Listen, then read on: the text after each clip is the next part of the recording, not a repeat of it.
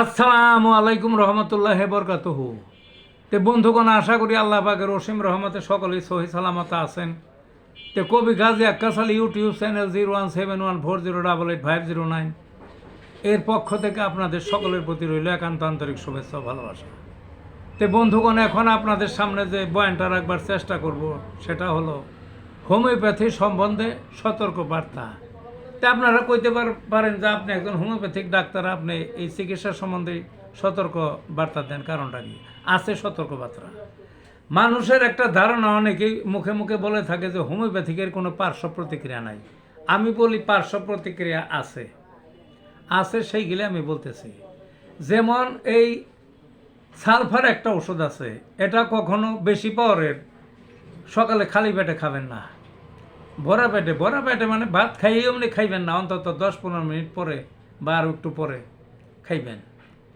ওই সকালে যদি খালি পেটে 1 লাখ পাওয়ারের একটা কথার কথা ধরলাম, যদি আপনি খান এই ওষুধ, তাইলে আপনি বিপর্যয়ে পড়তে পারেন, আপনার অত্যন্ত সমস্যা, শরীরের ক্ষতি হয়ে যেতে পারে, প্রমাণিত। আরেকটা কি, ল্যাকেসিস নামে যে একটা ওষুধ আছে, আরও কিছু ওষুধ আছে, এগুলা অত্যন্ত কঠিন, ওই বিষধর সর্পের বিষ দিয়ে বানাইছে, বুঝলেন না? এগুলা কঠিন কঠিন রোগে, হার্টের কঠিন রোগে, ব্যথার কঠিন রোগে, আরও কঠিন রোগে ব্যবহার হয়। ওই ক্ষেত্র মতো এগুলো ব্যবহার না করলে ক্ষতি হয়, কিন্তু আমি সেটাও বলবো না। এটা যদি অপ্রয়োজনে বেশি মাত্রায় খান তাহলে কিন্তু মারাত্মক ক্ষতি হবে।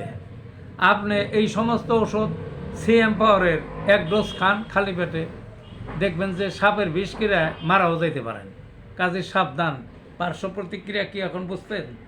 হ্যাঁ, আরও কিছু কথা বলবো, সেটা হলো ওই অনেক ওষুধই ওই অল্টারনেট পালাক্রমে খাওয়াইতে হয়, বা একটার পর আরেকটার আগে আরেকটা, এইভাবে খায় না। অনেক সময় জটিল বিভিন্ন রোগের ক্ষেত্রে খায় মানুষে, বুঝে খায় না বুঝে খায়, কিন্তু সেইখানে সতর্ক হইতে হবে। যেমন কোষ্ঠিকামের পূর্বে বা পরে ফসফরাস সম্পূর্ণ নিষিদ্ধ। কোষ্ঠিকামের পূর্বে বা পরে ফসফরাস সম্পূর্ণ নিষিদ্ধ। এটা খাইলে রোগের মারাত্মক বিপর্যয় ঘটে। সালফার ও ফসফরাস একসাথে খাবেন না কখনো। সালফার ও ফসফরাস অর্থাৎ চলমান আছে একটা রোগের জন্য, সালফার খান একবেলা, আরেকবেলা ফসফরাস কখনো নয়, ক্ষতির শিকার হবেন। রাস্টক্সের পূর্বে বা পরে এপিসমেল নিষিদ্ধ। রাস্টক্সের পূর্বে বা পরে এপিসমেল নিষিদ্ধ। এই দুইটা ওষুধ একসাথে খাইলেও শরীরের মারাত্মক ক্ষতি হয়।